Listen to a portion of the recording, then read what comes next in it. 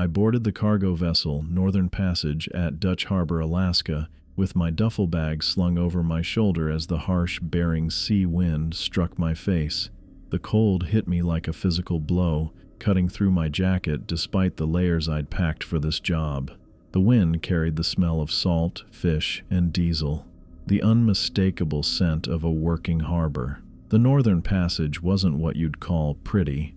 She was a mid-sized cargo vessel, maybe 200 feet long, with rust spots showing through her faded blue paint job. But ships like these weren't meant to look good. They were built to handle the brutal conditions of the Bering Sea, which had some of the roughest waters I'd ever worked. Captain Atticus Barker stood waiting at the top of the gangway. He was shorter than me, but built like a brick wall, with a weathered face that had seen decades at sea. His beard was mostly gray, and a prominent scar ran across his left cheek. His eyes, though, they were sharp and alert, studying me with an intensity that made me stand up straighter. "Phoenix Banks?" he asked, his voice gruff but clear over the wind and the sounds of the harbor. "Yes, sir," I replied, shifting my duffel to offer my hand. He gave it a firm shake. "Welcome aboard. Follow me." I trailed behind him across the deck, taking in my new workplace. The ship was clearly well-maintained despite its age. Crew members moved with purpose, securing equipment and preparing for departure. Captain Barker led me below deck, down a narrow corridor lined with pipes overhead. "You'll be in cabin 3, he said, stopping at a metal door. He handed me a key along with a folded piece of paper. "Your bunk assignment, and some rules you need to know." I took both items, tucking the key into my pocket. "Thanks, Captain. I appreciate the opportunity." He nodded, his expression unreadable. "Read those rules. Memorize them." With that, he turned and headed back toward the bridge. I pushed open the door to my cabin. It was small but functional, a bunk bed, though I appeared to be the only occupant, a narrow desk bolted to the wall, and a tiny closet. I tossed my duffel onto the lower bunk and unfolded the paper the captain had given me. The bunk assignment was straightforward enough, but below it were 5 rules that made me raise my eyebrows. 1. Never approach the lifeboats after dark. 2. If the engines stop, stay where you are until they restart. 3. Ignore all splashes you hear at night. 4. If you see a crew member where they shouldn't be, report it immediately. 5. Never open a container that knocks from the inside. I snorted and refolded the paper. This had to be some kind of joke they played on new guys. I'd worked on cargo ships before, and there was always some form of hazing for newcomers. Though I had to admit, this was more creative than most. After unpacking my few belongings, I headed to the mess hall to grab something to eat before we set sail. The room was small but clean, with 4 tables bolted to the floor and a serving counter separating the dining area from the kitchen. A stocky man with black hair graying at the temples looked up from behind the counter. "You must be Phoenix," he said with a slight accent I couldn't quite place. "I'm Arlo Shepard, ship's cook. Hungry?" "Starving," I admitted. He nodded and slid a plate of what looked like beef stew across the counter. "It'll keep you warm. The Bering gets cold enough to freeze your thoughts." The stew was surprisingly good, rich and hearty. As I ate, 2 more men entered the mess. One was tall and thin, with wire-rimmed glasses and an impeccable uniform. The other was shorter, with reddish-brown hair poking out from under a work cap, his hands stained with what looked like engine grease. "Thomas Johnston, first mate," the taller one said with a curt nod. "This is Jasper Bowers, our mechanic." "Phoenix Banks," I replied, standing to shake their hands. "Good to meet you both." They each gave me polite nods as they collected their food from Arlo. There was something oddly formal about them, a stiffness that seemed out of place on a cargo vessel. Usually, crews were more relaxed, especially before setting out. "So," I said, trying to break the ice, "the captain gave me some interesting rules. You guys do this for all the new crew members?" The room went quiet. Thomas stopped with his spoon halfway to his mouth. Arlo turned away, suddenly very interested in wiping down the already clean counter. Only Jasper met my eyes. "The rules aren't a joke," he said quietly. "You should take them seriously." I laughed, waiting for someone to crack a smile. No one did. "Come on. Never open a container that knocks from the inside? What is this, a ghost ship?" Thomas cleared his throat. "We should finish eating. We cast off in 30 minutes. He turned his attention fully to his meal, effectively ending the conversation. The awkward silence that followed made me eat faster than I intended. These guys were committed to the bit, I'd give them that. As I finished my stew, Jasper leaned closer. "Listen," he said, his voice low. "I know it sounds crazy, but trust me, follow those rules, especially at night." The intensity in his blue eyes made me pause. He seemed genuinely concerned. But before I could ask any questions, he stood up and carried his tray to the wash station. "Thanks for the meal, Arlo," I said, following Jasper's lead. "Best ship food I've had in a while." Arlo nodded. "Make sure you're on time for meals. I don't keep the kitchen open all hours." I headed back to my cabin to grab my work gloves. Through the small porthole window, I could see we were already pulling away from the dock. The northern passage moved slowly at first, the engines rumbling beneath my feet as we left Dutch Harbor behind. I watched as the harbor grew smaller, the mountains of Unalaska Island rising behind it. The sea stretched out before us, gray and choppy under the overcast sky. Something about the vastness of it made me think about those rules again. I pulled the paper from my pocket and reread them. They were ridiculous, of course, probably designed to keep newcomers jumpy and provide entertainment for the veteran crew members. Still, the way everyone had reacted in the mess hall was strange. They seemed too serious for it to be just a prank. I shook my head and tucked the paper away again. I'd worked on enough ships to know that crews develop their own superstitions and inside jokes. This was just another one of those things, an elaborate hazing ritual that I'd laugh about later. The ship picked up speed as we headed into the open sea. I felt the familiar motion beneath my feet, the slight rise and fall as we cut through the waves. This was where I belonged. The pay for this run was better than most, which was why I had taken the job despite the short notice. 6 weeks hauling cargo through the Bering Sea, I'd done worse gigs. Back in my cabin, I stretched out on my bunk, listening to the rhythm of the engines and the occasional creak of the ship. The northern passage seemed solid enough despite her age. I'd sleep well tonight. As I closed my eyes, I found myself thinking about those rules again. The serious looks on my crewmates' faces. The way Jasper had warned me. "Take them seriously," he'd said. I smiled to myself as I drifted toward sleep. They'd have to try harder than that to spook me. By tomorrow, they'd probably move on to some other prank. This was just typical shipboard humor meant to unsettle new crew members. Nothing more. I was working the night shift checking cargo 3 days into the voyage when I heard strange scratching sounds coming from the port side. At first, I thought it might be loose equipment shifting with the waves, but there was something oddly deliberate about it, a rhythmic quality that didn't match the random noises of a ship at sea. The sound pulled at my attention as I tried to focus on my inventory clipboard. After hearing it repeat for the 5th time, I set down my clipboard on a nearby crate and tilted my head, trying to pinpoint the source. It seemed to be coming from somewhere on the upper deck. I hesitated for a moment, remembering the crew's strange behavior when I'd mentioned the rules. But curiosity got the better of me. If something was loose on deck, it could become a safety hazard. At least, that's what I told myself as I headed toward the ladder. The metal rungs felt cold against my palms as I climbed up to the main deck. The night air hit me immediately, crisp and salty, carrying that unique smell of open ocean. The northern passage cut through black water, leaving a trail of phosphorescent foam in our wake. Above, stars scattered across the sky in numbers you never see near land. I stopped at the top of the ladder, listening. The scratching continued, more distinct now. It came from the port side near the bow. I walked carefully across the deck, my footsteps sounding too loud against the metal plating. As I got closer, I realized the noise was coming from the area where the lifeboats were secured. Something about that triggered a memory, but I couldn't quite place it.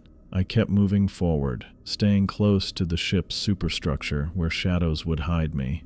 The moonlight spilled across the deck in silver patches, bright enough to see by but making everything look washed out and strange. I rounded the corner near the lifeboats and stopped dead in my tracks. There, crouched beside the nearest lifeboat, was a figure. It looked vaguely human-shaped, but all wrong. Its limbs were too long, its proportions distorted like a funhouse mirror reflection. Its skin was pale, not just white, but the bloodless color of a fish belly or something that lives without sunlight. The thing moved with jerky, unnatural motions, like it was trying to mimic human movement but couldn't quite get it right. Its fingers, too many fingers, scraped against the metal of the lifeboat housing, creating the scratching sound that had drawn me here. I wanted to run. I wanted to yell. I did neither. I stood frozen, trying to make sense of what I was seeing. Maybe it was another crew member playing a prank. Maybe I was more tired than I thought. Then the creature turned toward me, and any rational explanation evaporated. Its face had features in all the right places, but they were wrong in ways I couldn't fully process. The eyes were hollow black pits that seemed to absorb the moonlight rather than reflect it. But it was the mouth that made my blood turn to ice. It stretched too wide across its face like a gash that went from ear to ear. I should have run. Every instinct screamed at me to get away, but something strange happened instead. I felt a weird pull, an urge to touch the figure. My hand started moving forward on its own, reaching out toward the pale creature. I watched with detached horror as my arm extended, my body no longer following my brain's commands. My fingertips stretched toward the thing's surface. It didn't move, just watched me with those empty eye sockets. I was inches away, then centimeters, fighting against the compulsion but losing. Just as my fingertips were about to make contact, something flashed through my mind. A memory, sudden and clear. Never approach lifeboats after dark. The first rule, the one I'd laughed at. With enormous effort, I jerked my hand back, nearly falling as I broke whatever invisible force had been pulling me forward. The creature's head tilted at an impossible angle, and it made a sound. A grinding, metallic noise that no living thing should make, like rusty gears turning against each other. Then, before my eyes, it began to change. Its form grew less solid, its edges blurring. The creature dissolved into a pale mist that hung in the air for a moment before drifting over the ship's rail and disappearing into the black sea below. I stood there, unable to move, my heart hammering so hard I could feel it in my throat. The rational part of my brain scrambled for explanations, exhaustion, hallucination, a trick of the light, but I knew what I'd seen, and I knew, with sudden, terrifying clarity, that the rules weren't some elaborate hazing ritual. They were warnings, real warnings. I turned and ran back across the deck, no longer caring how much noise I made. I nearly slipped on the ladder in my hurry to get below. The corridors seemed longer than before, darker, and I kept glancing over my shoulder, half expecting to see that stretched mouth grinning behind me. When I finally reached my cabin, I slammed the door shut and leaned against it, breathing hard. My hands were shaking as I fumbled in my pocket for the folded paper Barker had given me on my first day. I unfolded it and read through all 5 rules again, the words taking on new, terrible meaning. 1. Never approach lifeboats after dark. 2. If engines stop, stay in place until restart. 3. Ignore night splashes. 4. Report crew members in wrong locations immediately. 5. Never open containers that knock from inside.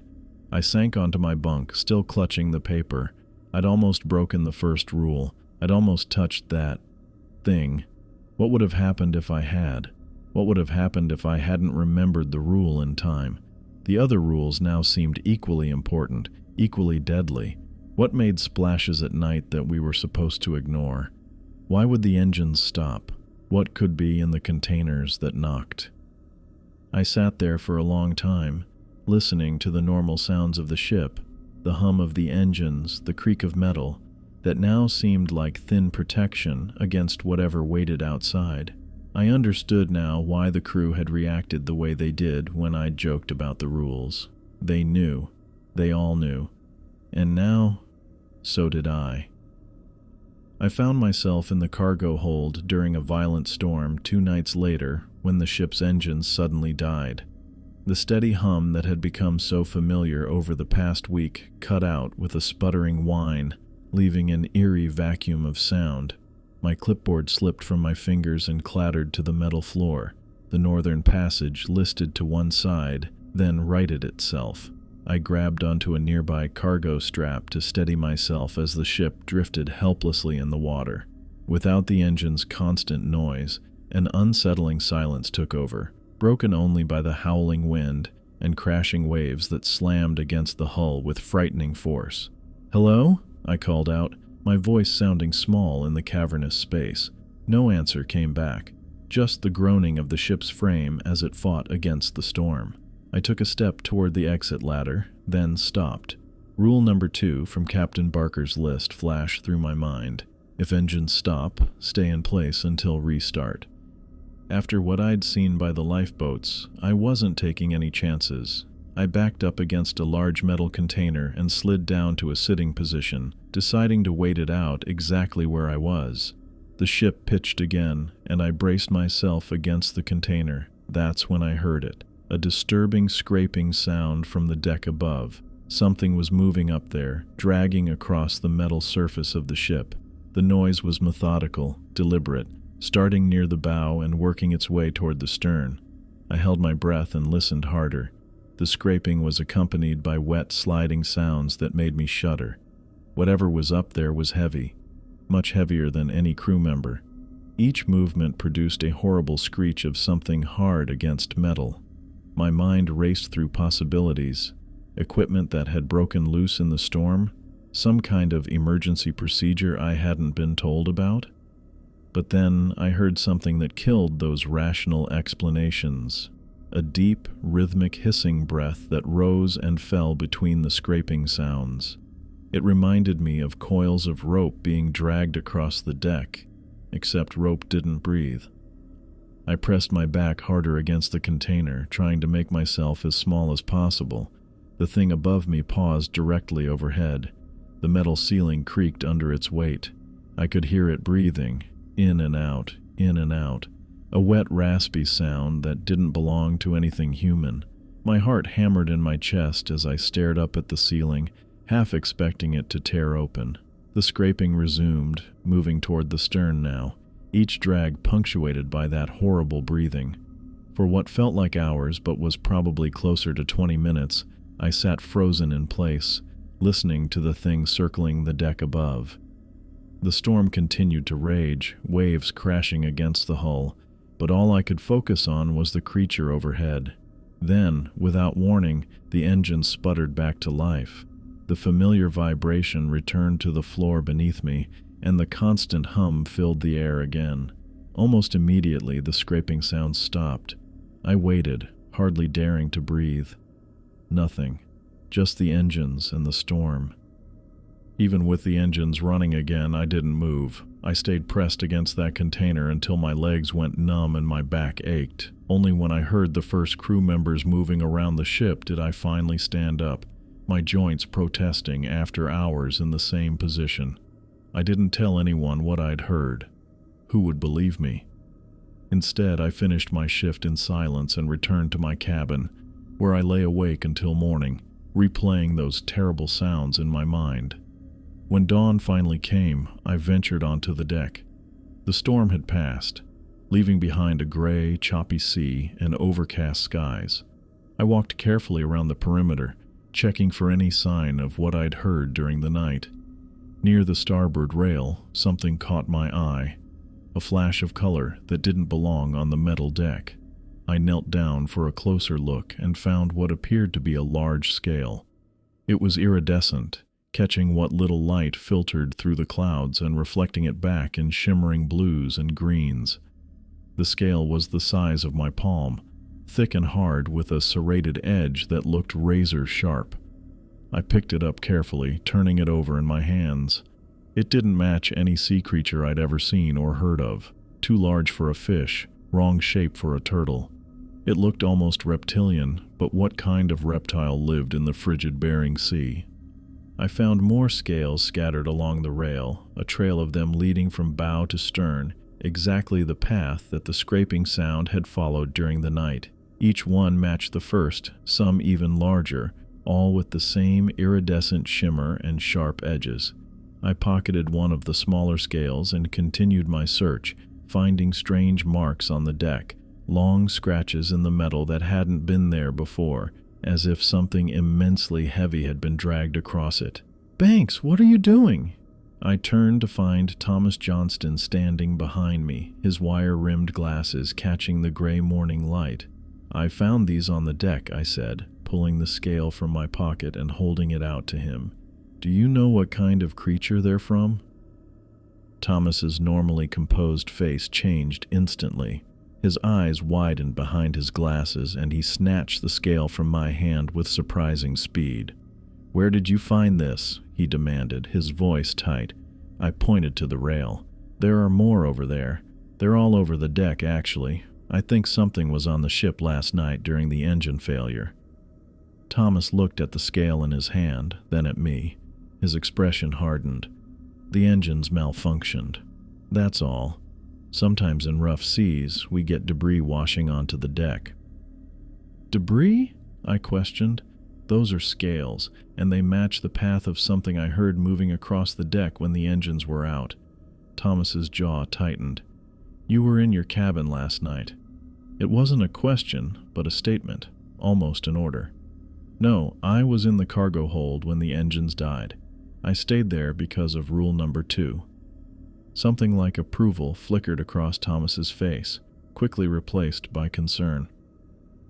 "Listen to me carefully, Banks," he said, stepping closer and lowering his voice. "You need to forget everything you saw and heard last night. The scales, the sounds, none of it happened. Do you understand?" "But, no." Thomas cut me off. "This isn't a request. Forget it happened. For your own safety." He pocketed the scale I'd given him and walked away, stopping to collect the others scattered across the deck.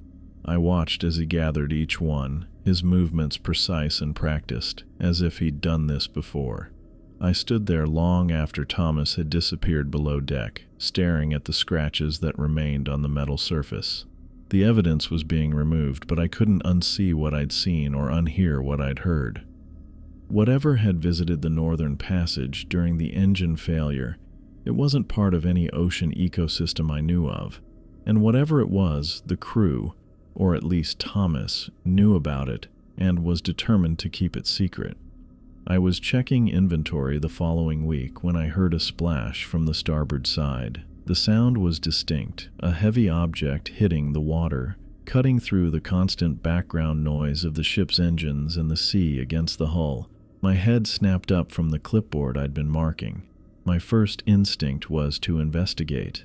I set down my clipboard on top of a nearby crate and took 3 steps toward the metal stairs leading to the upper deck.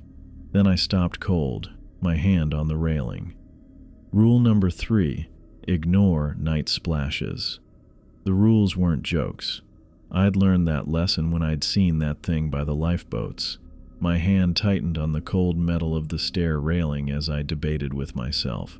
The splash had been real, too loud, too deliberate to be my imagination, but the rules had kept me alive so far. I compromised. Instead of heading up to the deck, I moved to a nearby porthole.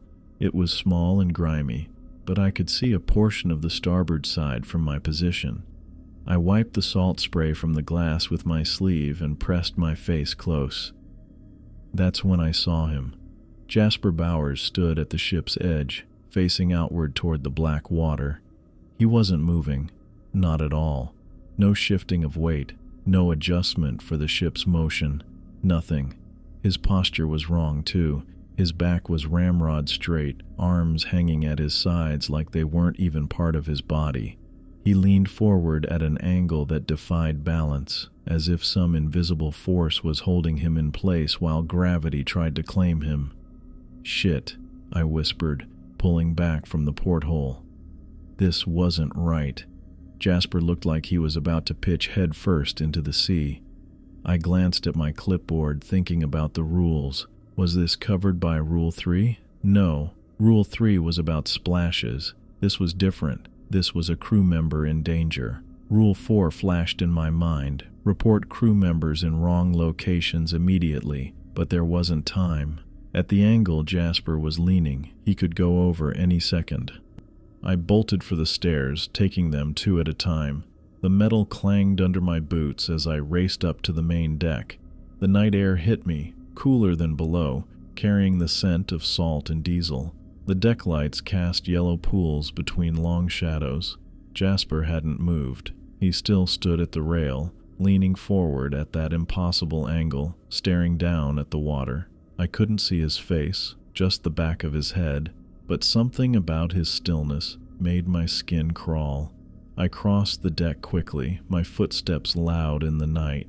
Jasper didn't react, didn't turn, didn't acknowledge me at all. When I got within a few feet, I could see his knuckles were white where they gripped the rail, the only sign of tension in his otherwise limp body. "Jasper," I called. No response. I reached out and grabbed his shoulder, pulling him backward and away from the edge. His body was stiff, resistant at first, then suddenly yielding as he stumbled back against me. Jasper blinked rapidly, his eyes darting around in confusion. The vacant, empty look I'd glimpsed when he first turned drained away, replaced by awareness and then alarm. He looked at me, then at the rail, then back at me. "Phoenix, what the hell?" He straightened his work cap, which had gone askew. "You were about to fall overboard," I said, still keeping a grip on his arm. "You were leaning way over the rail." Jasper's face creased with confusion. "What are you talking about? I was in the engine room. Been there all evening working on the starboard auxiliary pump." "No, you were right here. I saw you through the porthole from the cargo hold, then came up. You were staring into the water like you were in some kind of trance." Jasper pulled away from me, rubbing his arms like he was cold. "That's not possible. I was below deck. Thomas asked me to finish the repair before morning." I studied his face. Either Jasper was lying, or he genuinely had no memory of coming up here. His confusion looked real. The bewilderment in his eyes wasn't faked. "Jasper, I'm telling you, you were right here, standing at this exact spot, leaning over the rail. You didn't respond when I called your name." He shook his head firmly. "No, that's not... I wouldn't do that." I reached out and took his wrist. His skin was ice cold, much colder than it should have been given the mild evening temperature. Jasper noticed my reaction and pulled his hand away. "You're freezing," I said. Jasper looked down at his own hands in surprise, turning them over as if seeing them for the first time. "I don't understand. The engine room was hot. I was sweating down there." "How did you get up here?" I asked. "I didn't," he insisted, but doubt had crept into his voice.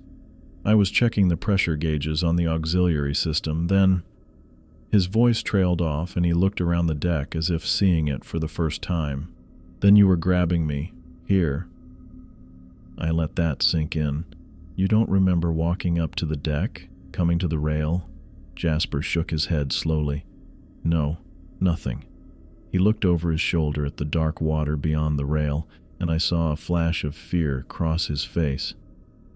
"You said I was leaning over? Like you were about to fall or jump." Jasper took 2 quick steps away from the rail. "That's not possible. I wouldn't do that." But his voice lacked conviction now. He ran a hand through his hair, dislodging his cap again. "We should tell the captain," I suggested.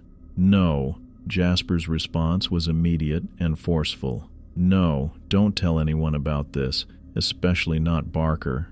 Why not? Jasper glanced around, making sure we were alone. Look, this isn't the first time strange things have happened on this ship, but crew who can't handle it, who start seeing things or acting strange, they don't get hired back. Barker can't afford unreliable people on board, not with... He gestured vaguely at the dark water. Not with whatever's out there, I finished for him. Jasper nodded. I need this job, Phoenix, and I'm fine now, really. I wasn't convinced. You had no idea where you were, and your hands are still freezing. He shoved his hands into his pockets. It won't happen again. I'll be more careful. What if it does happen again? What if no one's around to pull you back next time? Jasper had no answer for that. He just stared at the deck, shoulders hunched. Fine, I said after a long pause. I won't tell Barker, but you need to be straight with me. Has anything like this happened before? To you or anyone else? Jasper hesitated, then shook his head. Not to me, but I've heard stories. Crew members found in places they shouldn't be, with no memory of how they got there. He lowered his voice. That's why Rule 4 exists. Report crew members in wrong locations immediately. Because they might not be themselves, I said, the implication sinking in. Or they might be in danger, Jasper added. Like I was tonight, apparently. I looked back at the dark water. The splash I'd heard earlier, had that been something falling in, or something coming out? Thanks, Jasper said quietly, for pulling me back. I don't know what would have happened if you hadn't. I nodded. Just watch yourself.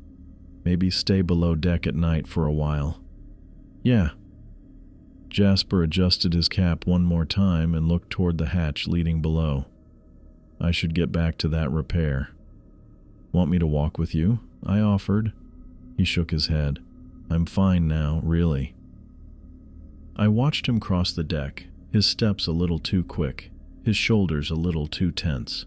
He disappeared down the hatch without looking back. I stayed on deck for another minute, scanning the dark water. Nothing moved out there except the waves, catching occasional reflections from the ship's lights. But I couldn't shake the feeling that something was watching, waiting for another opportunity. Over the next few days, I kept a closer eye on the other crew members. I watched how they moved, where they went, looking for any sign of the strange vacancy I'd seen in Jasper's eyes that night. Thomas maintained his usual efficiency, moving purposefully between tasks with his clipboard. Arlo stayed mostly in the galley, emerging only at mealtimes to serve food with his usual gruff manner. Captain Barker remained on the bridge or in his quarters, appearing occasionally to check operations or give new orders. Nothing seemed out of the ordinary, but I noticed Jasper had started taking different routes through the ship, avoiding the outer decks entirely. Twice I saw him hesitate at hatches leading outside, then turn and find another way to his destination. He was scared and trying not to show it.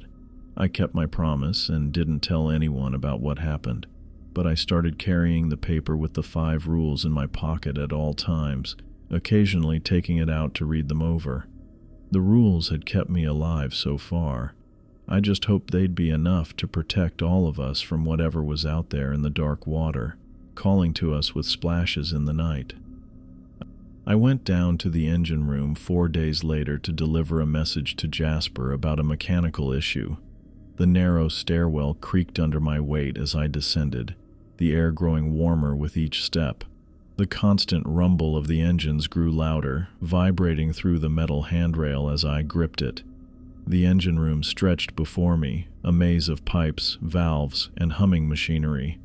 The space felt tight and claustrophobic, with low ceilings and the constant drone of mechanical systems working in concert. The smell of oil and metal hung thick in the air. I spotted Jasper hunched over the main engine, his back to me. He was working on a valve, his movements precise and focused. Tools lay scattered around him on a grease-stained cloth, wrenches, screwdrivers, and specialized equipment I couldn't name. His work cap was pushed back on his head and sweat darkened the back of his coveralls. "Hey, Jasper," I called out, raising my voice to be heard over the engine noise. He turned, wiping his hands on a rag tucked into his belt. "Phoenix, what brings you down to my domain?" His face was smudged with grease, but his blue eyes were alert. "Thomas sent me. Said there's an issue with the starboard auxiliary pump again. Pressure's dropping below normal levels." Jasper sighed and shook his head. "That thing's been giving me trouble since we left Dutch Harbor. I told the captain we needed a new one before this run." He tossed the wrench he was holding onto the cloth. "Tell Thomas I'll check it as soon as I finish with this valve. Maybe 2 hours, tops." "Got it." I glanced around at the complex machinery surrounding us. "Anything else you need while I'm here?" Jasper turned back to the valve he'd been working on. "Nah, I'm good. Thanks for the message." I nodded and turned to leave, making my way back through the maze of equipment toward the stairs. The metal steps clanged under my boots as I climbed halfway up, then stopped. I'd forgotten to ask about spare parts. Thomas had specifically mentioned checking if Jasper had enough O-rings for the repair. I turned around and headed back down to the engine room. The same heat, the same mechanical drone welcomed me as I retraced my steps through the narrow walkways between equipment. When I rounded the corner to where Jasper had been working, I froze. Jasper was in the exact same position I'd left him in 5 minutes ago, hunched over the valve, his back to me, tools arranged in the identical pattern on the cloth. It was as if he hadn't moved at all since I'd left. "Hey, Jasper," I called again, a slight hesitation in my voice. "Forgot to ask about spare parts." He turned and my skin crawled. The movement was identical to before, the same pivot of his body, the same hand reaching for the same rag tucked into his belt. His face had the same grease smudges in the exact same places. "Phoenix, what brings you down to my domain?" His voice was identical, down to the inflection on each word. My mouth went dry. Something was wrong, very wrong. "I just came down a few minutes ago," I said, taking a small step backward. "We already talked about the pump." The thing that looked like Jasper tilted its head slightly. It wiped its hands with the rag in the exact same gesture I'd seen minutes before. But now I noticed something else. Its eyes tracked me with an unnatural focus, like a predator watching prey. Its movements, while familiar, had a strange mechanical quality to them, as if it were performing a rehearsed routine. "Tell Thomas I'll check it as soon as I finish with this valve. Maybe 2 hours, tops." The words came out in the exact same cadence as before. I took another step back. The thing's smile stretched slightly, just a fraction too wide for Jasper's face. Its teeth looked normal, but there were too many of them. "You're not Jasper," I whispered. The thing kept smiling, its eyes never leaving mine. The smile stretched even wider, extending beyond what a human face should allow. I backed away, not turning my back on it, moving carefully between the machinery until I reached the stairs. I climbed backward, keeping my eyes on the engine room until the angle of the stairwell finally blocked my view. Then I turned and ran up the remaining steps, not stopping until I burst out onto the deck, gulping in the cold, fresh air. My heart hammered in my chest as I leaned against the rail, trying to make sense of what I'd seen.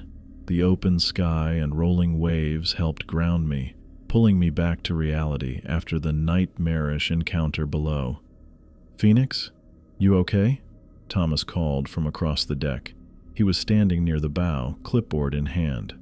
I nodded, not trusting my voice yet. "If you're looking for Jasper, he's over there." Thomas pointed toward the stern, securing those cargo lines that came loose in the last swell. I turned to look where he was pointing. Sure enough, Jasper was at the stern, kneeling beside a stack of containers, working with cargo straps. He wore the same coveralls and cap, but he was clearly visible, clearly real, and clearly not in the engine room. My legs felt weak as I made my way across the deck to him. The metal surface seemed to sway more than it should under my feet. "Jasper," I said when I reached him. He looked up, squinting against the sunlight. "Hey, Phoenix. What's up?" I need to talk to you." I glanced around to make sure no one else was within earshot. Something happened. Something not right. Jasper's expression shifted, becoming more serious. He secured the final strap and stood up. "What's going on?" "I just saw you in the engine room," I said, keeping my voice low. "Working on a valve. But Thomas said you've been up here the whole time." Jasper's face drained of color. "What do you mean you saw me in the engine room?" "I went down there to deliver a message from Thomas. You were working on the main engine. We talked, I left, then came back 5 minutes later because I forgot something." I swallowed hard. "You were in the exact same position, doing the exact same things, saying the exact same words. But it wasn't you. Its smile was wrong." Jasper stared at me, his blue eyes wide with shock and something else. Recognition. "What was it?" I asked. He turned to look out at the sea, his hands gripping the rail until his knuckles turned white. "My brother," he said finally, his voice barely audible over the wind and waves. "My brother worked these waters too. He was on a fishing boat. 2 years ago, they went out and never came back." I waited, sensing there was more. The Coast Guard found the boat drifting. No crew, just empty. Jasper's voice cracked slightly. "Michael was my twin. We looked exactly alike." "I'm sorry," I said, not knowing what else to offer. Jasper nodded, still staring at the water. "There are things out here," he said quietly. "Things that take people. Things that replace them sometimes." The wind picked up, sending a spray of cold seawater across the deck. Neither of us moved to avoid it. "Is that why you were at the rail that night?" I asked. "When I found you, staring at the water." He didn't answer right away. When he did, his voice was hollow. "Sometimes I hear him calling from the water." We stood in silence, watching the dark waves roll past the ship. The Northern Passage continued its journey through the Bering Sea, carrying us and whatever else had found its way aboard. I was conducting routine cargo checks during my last week aboard when I heard desperate knocking from inside container 47B. The sound pulled me from my inventory count, making me lose track of the manifests I'd been checking off. I stopped, clipboard in hand, and listened more carefully. There it was again. 3 quick raps, a pause, then 3 more. Not random noise from shifting cargo during rough seas. This was deliberate, rhythmic, like someone trapped inside was signaling for help. I set my clipboard on a nearby crate and moved toward the container. The metal box was standard shipping size, painted a faded blue with white lettering identifying it as 47B. According to the manifest, it contained machine parts bound for anchorage. The knocking came again, more insistent this time. 3 quick raps, pause, 3 more. "Hello?" I called out, feeling stupid the moment I said it. If someone was actually trapped in there, they'd been in darkness for over a week. The thought made my skin crawl. I stepped closer, examining the container door. The seal looked intact with no signs of tampering. The metal latch that secured it was still locked with a heavy-duty padlock, exactly as it should be. Another series of knocks, louder now, more urgent. My mind raced through possibilities. A stowaway? Someone accidentally locked inside before departure? But how would they have survived this long without food or water? The knocking grew more frantic, no longer in the measured pattern but chaotic and desperate. It sounded like someone, or something, was throwing itself against the metal door from the inside. "I'm going to get help," I called out, but the knocking only intensified. I glanced around the cargo hold. I was alone on this level. The captain and other crew members were at least 2 decks above. If someone was truly trapped, they might not have much time left. My hand moved toward the latch as the knocking grew even more frantic and urgent. The sound became almost deafening, metal vibrating under the impact of whatever was hitting it from inside. Something tugged at the back of my mind, a warning I was forgetting, but the desperate pounding drowned out my thoughts. If someone was dying in there. As my fingers touched the metal handle, I saw movement through a small gap in the container seal. just the tiniest space where the rubber gasket had worn away. Something dark and fluid shifted inside the container, pressing against the opening. I leaned closer, squinting to make out what I was seeing. What looked like a massive eye suddenly pressed against the gap, glossy, black, and far too large to be human. It reflected the overhead lights in a way that made my stomach turn. The pupil contracted as it focused on me. I jerked back, nearly falling over a stack of crates behind me. The knocking stopped suddenly. The silence that followed was somehow worse than the pounding had been. I stood frozen, staring at the container. The eye had disappeared from the gap, but I could sense movement inside, something large shifting its weight. Then I noticed it. A thin, oily substance began seeping from beneath the container door. Black as pitch, and with the consistency of molasses, it oozed out slowly at first, then faster. I stepped back as the dark liquid flowed across the deck. It didn't spread randomly like spilled oil would. Instead, it moved with purpose, flowing in a straight line toward a drainage grate several feet away. The substance moved against gravity, flowing uphill over a slight rise in the metal floor to reach the grate. I watched in horror as it poured itself into the drain, making a sick, slurping sound as the last of it disappeared. The fifth rule hit me like a physical blow. Never open containers that knock from inside. I backed away, my heart pounding so hard I could feel it in my throat. My hand, which had been about to open that container, trembled. I'd almost broken a rule that might have cost my life. Whatever was in that container wasn't human, and it wasn't trapped. It was hunting. I stumbled backward until my shoulders hit the far wall of the cargo hold. The container sat innocently now, no different from the dozens of others stacked around it. No sound came from inside. No liquid remained on the floor as evidence of what I'd seen. If I hadn't remembered the rule, I would have opened that door. I would have released whatever was inside. The thought made me lightheaded with fear. I picked up my clipboard with shaking hands and made my way to the stairs. I needed to get out of the cargo hold. I needed air that didn't smell like metal and salt and something else I couldn't name, something rotten and ancient. As I reached the stairs, I glanced back at container 47B.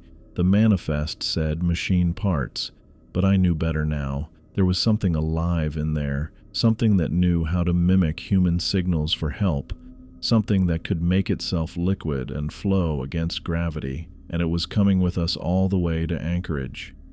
I was in the mess hall, pushing food around my plate without much appetite, when Atticus found me.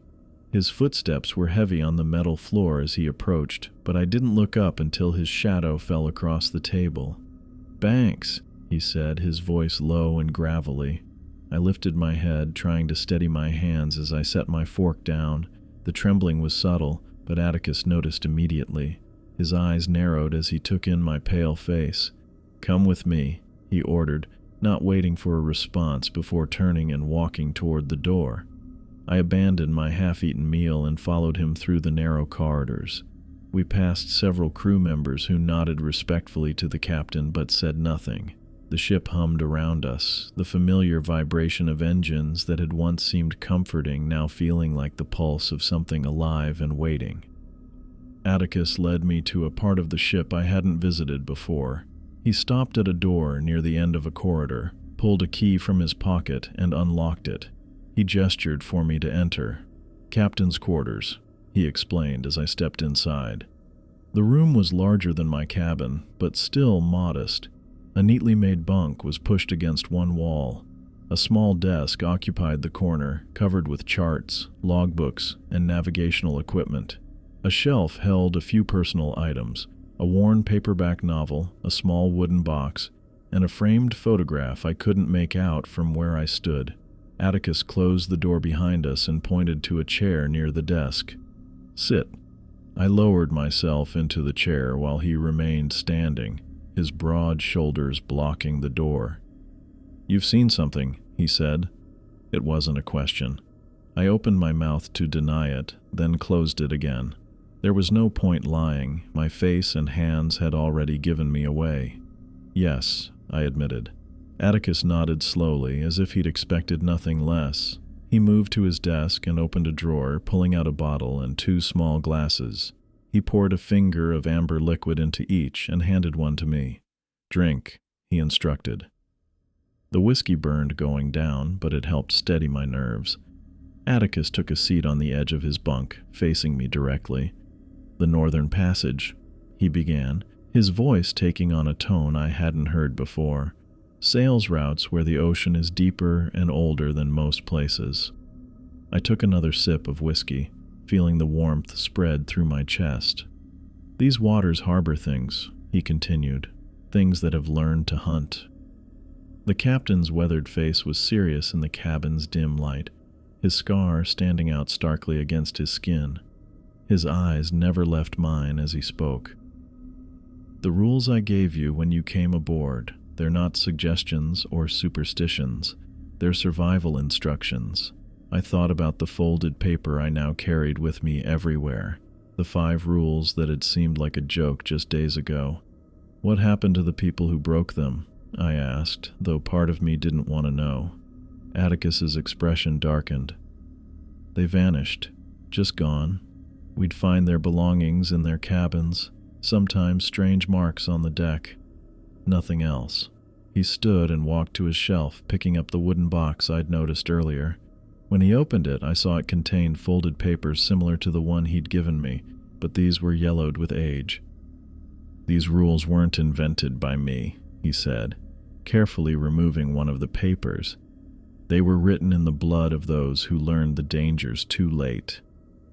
He handed me the paper. The handwriting was different from the rules I'd received, but the content was eerily similar, with an additional 6th rule: never sail these waters alone. "How long has this been happening?" I asked, handing the paper back. "Longer than any of us have been alive," Atticus replied, returning the paper to the box. "The Northern Passage has had many captains before me. Each one passed down what they learned." He returned to his seat, leaning forward with his elbows on his knees. "I need to warn you. These creatures grow more aggressive as each voyage nears its end. We're in the final week. You need to be more careful than ever." The whiskey in my glass was gone. I set it down on the desk with a soft clink. "Why?" I asked, the question that had been building since our conversation began. "Why continue sailing these routes if they're so dangerous?" Atticus's expression changed slightly. He reached for a logbook on his desk and opened it, turning it so I could see the columns of numbers. "Look at the profit margins," he said simply. I scanned the figures, my eyes widening. The numbers were astronomical compared to standard cargo runs. The payment for a single voyage on the Northern Passage was equivalent to what most ships made in 3 or 4 standard trips. "The danger pays exceptionally well," Atticus said, closing the book. "Companies pay premium rates for speed and discretion. They don't ask questions about our route, and we deliver faster than any other vessel in these waters." I understood the math, but another question remained. Is any amount of money worth this risk? Atticus didn't answer immediately. He took a long drink from his glass, then set it down carefully. "That's something each crew member decides for themselves," he finally said. "Some sail one voyage and never return. Others, like Thomas, have been with me for years. The pay lets him support his sister and her children after her husband died. Arlo sends most of his earnings to family back home." He looked at me directly. "Jasper stays because he's searching for answers about his brother's ship. You already know that story." I nodded, thinking about Jasper's twin brother Michael and the empty fishing vessel found drifting. "And you?" I asked. "Why do you stay?" Atticus's face remained impassive. "This ship is my responsibility. These waters are all I know." He stood, signaling our conversation was ending. "Remember the rules, Banks. We're close to port now, just a few more days." I got up from the chair, feeling the weight of everything I'd learned. As I reached for the door, Atticus spoke one more time. "Banks," he said, his voice softer than before. "The rules work. Follow them, and you'll make it home." I nodded and left his quarters, making my way back to my own cabin. The ship seemed different now, knowing what I did about its history and the waters we sailed through. Every creak of metal, every distant splash carried new meaning. That night, I lay in my bunk staring at the ceiling, replaying the captain's words in my mind. The deeper and older parts of the ocean, things that had learned to hunt, rules written in blood. I must have drifted off eventually because I woke suddenly to a sound that made my blood run cold, a soft, deliberate scratching at my cabin door. I sat up in bed, instantly alert. The scratching continued, slow and methodical. I remembered the rules and stayed perfectly still, not making a sound. Then I heard a voice in the corridor outside. My voice. "Help me," it called. "Please open the door." My heart pounded in my chest as I listened to my own voice begging from the other side of the door. "I'm hurt," my voice continued. "I need help. Just open the door." I pressed my hands over my ears, but I could still hear it. The voice was perfect. Every inflection, every subtle characteristic of my speech reproduced exactly. If I hadn't known I was in bed, I might have believed it myself. "Please," my voice called again, growing more desperate. "Open the door." I remembered the captain's words, survival instructions written in blood. I thought about the crew members who had vanished, leaving only their belongings behind. The scratching intensified, becoming more frantic. My voice called out again and again, pleading for help. I pulled my blanket tighter around me and didn't move. I didn't speak. I didn't open the door. Eventually, after what felt like hours, the scratching stopped. My voice fell silent. I heard something heavy drag itself away down the corridor, a wet sound like flesh sliding across metal. I didn't sleep again that night. I sat in my bunk, back against the wall, watching the door until morning light filtered through the small porthole.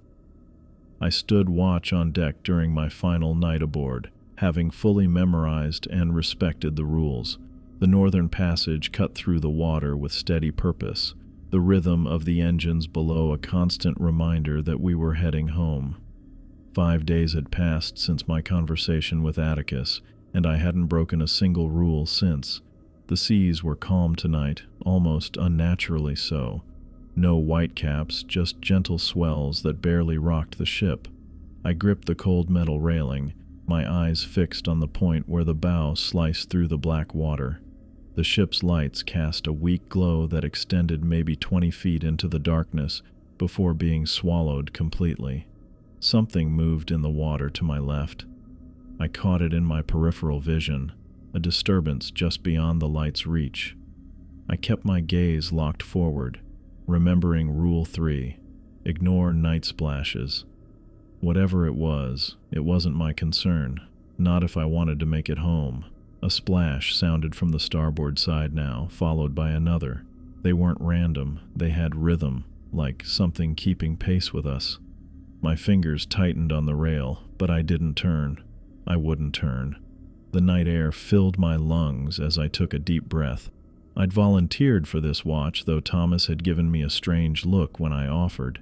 Maybe he thought I was testing myself. Maybe I was. A shadow moved near the lifeboat station, a tall, human-like figure that seemed to drift rather than walk. It might have been a crew member making rounds. It might have been something else entirely. I didn't investigate. Rule 4 was clear about reporting crew members in wrong locations, but that required confirming they were crew members first. Better to stay put. The shadow lingered at the edge of my vision for nearly 10 minutes before disappearing. I exhaled slowly, not realizing I'd been holding my breath. 3 sharp knocks echoed through the metal beneath my feet. They came from below, from the cargo hold. My mind immediately went to container 47B and whatever had been inside it. The knocking came again, more insistent this time. 3 quick raps, a pause, then 3 more. I planted my feet firmly on the deck and kept my eyes on the horizon. The knocking grew louder, more frantic, as if demanding attention. I didn't move. Not even when it became a pounding so violent I could feel the vibrations through the soles of my boots. "Not my problem," I whispered to the darkness. "Not tonight." The pounding stopped as suddenly as it had started, leaving only the engine's hum and the gentle splash of waves against the hull. I checked my watch, just past 2 in the morning. 4 more hours until sunrise. 4 more hours of standing my ground against whatever circled us in the water and prowled the decks at night. A cold spot enveloped me without warning. The air temperature around my body dropped so rapidly that my breath fogged in front of my face. I shivered violently, my teeth chattering as goosebumps raced across my skin. The cold had substance, weight, like it was a physical thing pressing against me from all sides. I glanced at the temperature gauge mounted near the bridge door. It still read 52 degrees, completely normal for this part of the Bering Sea in this season. Yet I could see my breath clouding in front of me. The cold moved around me, probing, searching. I felt unseen eyes watching from the darkness of the sea, studying me with cold intelligence. I didn't run, I didn't call out. I stood my post and endured. After several minutes, the unnatural cold receded as quickly as it had come, leaving me gasping for breath, my body trembling from more than just the chill. This pattern repeated throughout the night. Splashes from the water that I refused to investigate. Shadows on deck that might have been crew members but probably weren't. Knocking from the cargo hold that grew increasingly desperate. And the cold spots, always the cold spots, that seemed to be looking for something or someone. Each time, I held my ground. Each time, whatever it was eventually retreated.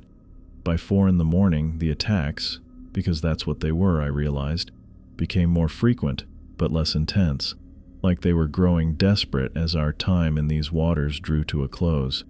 At 5:30, the eastern sky began to lighten almost imperceptibly. I watched that growing glow like it was my salvation. With each passing minute, the presence around the ship seemed to diminish. As the first proper rays of dawn broke across the horizon, I spotted it, Dutch Harbor in the distance, still small but unmistakable. Land, safety, the end of this nightmare voyage. Relief flooded through me, so powerful it made my knees weak. I gripped the railing tighter to stay upright. We had made it. I had made it.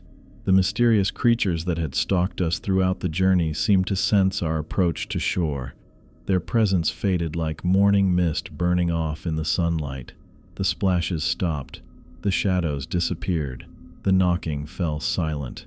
I watched as Dutch Harbor grew larger on the horizon, its lights twinkling in the early morning light. The Northern Passage continued its steady progress toward port, cutting through waters that now seemed ordinary, almost mundane.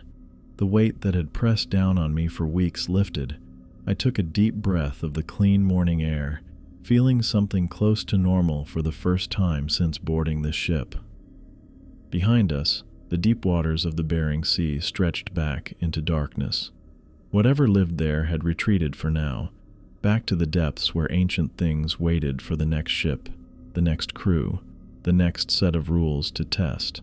The Northern Passage completed its journey as the sun climbed higher, illuminating our path to shore.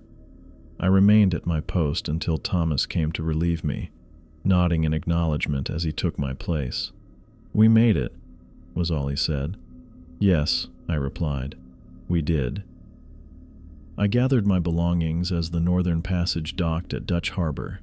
My few possessions fit easily into the same duffel bag I'd brought aboard weeks earlier, though it felt like I was packing a different life entirely. I folded my clothes with careful precision, tucked away my toiletries, and checked the small cabin one last time to ensure I hadn't forgotten anything. The simple act of packing felt surreal. Just weeks ago, I'd been a different person, skeptical, practical, certain of how the world worked. Now I moved through these ordinary motions with the knowledge that reality was far thinner than most people realized, that things existed beyond our understanding, hunting in deep waters where few ventured. I ran my hand along the cabin wall, feeling the cool metal beneath my fingertips. This small space had been both prison and sanctuary. I'd cowered here while something with my voice scratched at the door. I'd lain awake staring at the ceiling, replaying encounters with creatures that shouldn't exist. The ship's horn sounded, vibrating through the metal walls. We had arrived. I zipped my duffel bag closed and took one final look at cabin 3. The narrow bunk, the small desk, the porthole window, all ordinary features that now seemed charged with significance. I closed the door behind me, not bothering to lock it.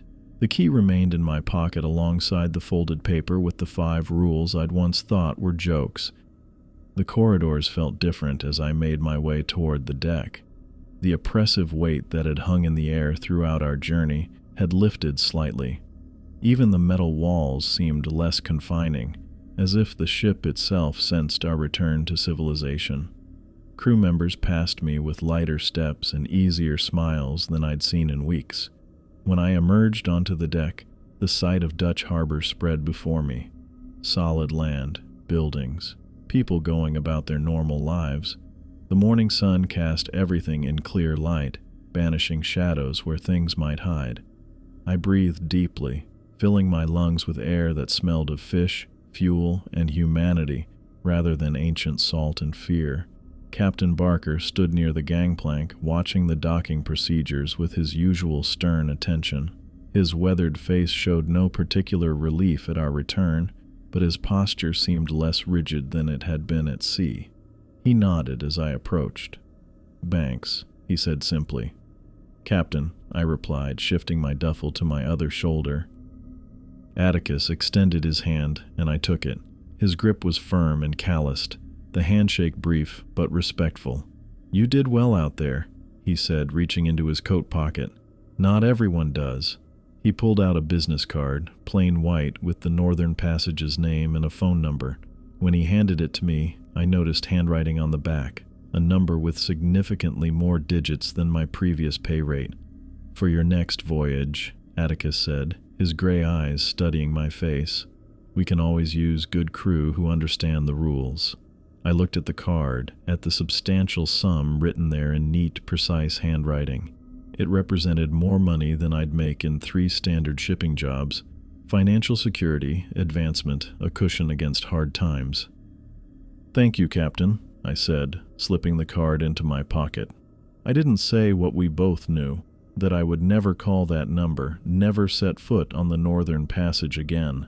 Some knowledge wasn't worth any price. Atticus nodded once, as if he'd read my decision in my face. "Fair winds, Banks." He turned away to speak with Thomas about offloading procedures. Our brief exchange concluded.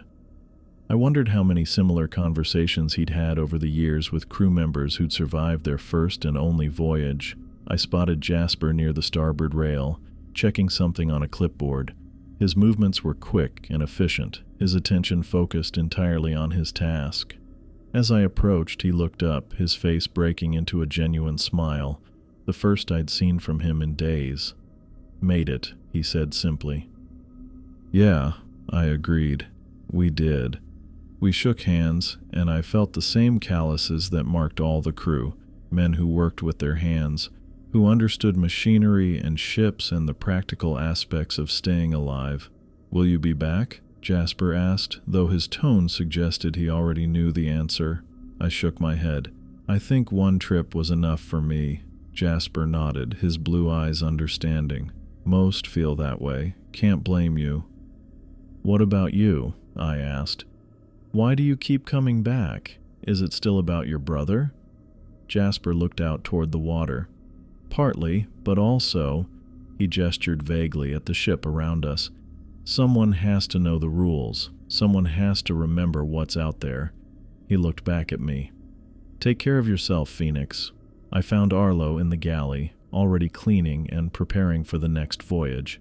The kitchen smelled of coffee and bread rather than the hearty stews and meals he'd prepared during our journey.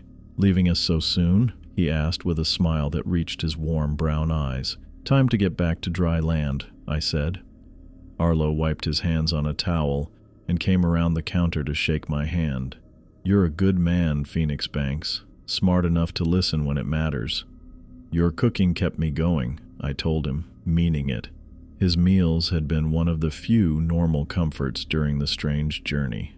That's what I do, Arlo said with a modest shrug. Feed the body, and the mind can handle more than you think. I thanked him again and headed back toward the deck. Thomas Johnston stood at the top of the gangplank, clipboard in hand as always, checking off items with his typical efficiency. "Banks," he said with a nod. "Departing?" "Yes," I confirmed. "Just wanted to say goodbye." Thomas adjusted his wire-rimmed glasses and extended his hand. His handshake was formal, but sincere. "You conducted yourself well under unusual circumstances," he said, his highest form of praise. "Safe travels." As I prepared to leave, I noticed how different the crew looked now. Jasper moved with less tension. Arlo hummed as he worked. Even Thomas seemed less rigid. The proximity to land had changed them all, as if they'd shed a weight they'd been carrying across the Bering Sea. I wondered if I looked different too, if the experience had marked me in ways visible to others. I stepped onto the gangplank, my duffel bag over my shoulder. Each step took me farther from the Northern Passage and closer to the ordinary world I'd left behind. With each step, I felt something lift from my shoulders. The constant vigilance, the fear, the need to remember rules that meant the difference between life and death. At the bottom of the gangplank, I turned for one last look at the ship that had changed my understanding of reality. The Northern Passage sat in the harbor, unassuming and weathered, giving no hint of the dangers it regularly sailed through or the things that hunted in its wake. As I watched, something pale and elongated briefly surfaced beside the ship, a sinuous form that didn't move like any sea creature I recognized. It lingered for just a moment before slipping back beneath the dark water, leaving only ripples to mark its presence. No one on the dock noticed. No one stopped to point or stare. The ordinary world continued around me, oblivious to what lurked just beneath the surface. I set my feet on solid ground and felt the earth's steadiness beneath me. I had survived something few people would ever encounter, or believe if told. The 5 rules had saved my life.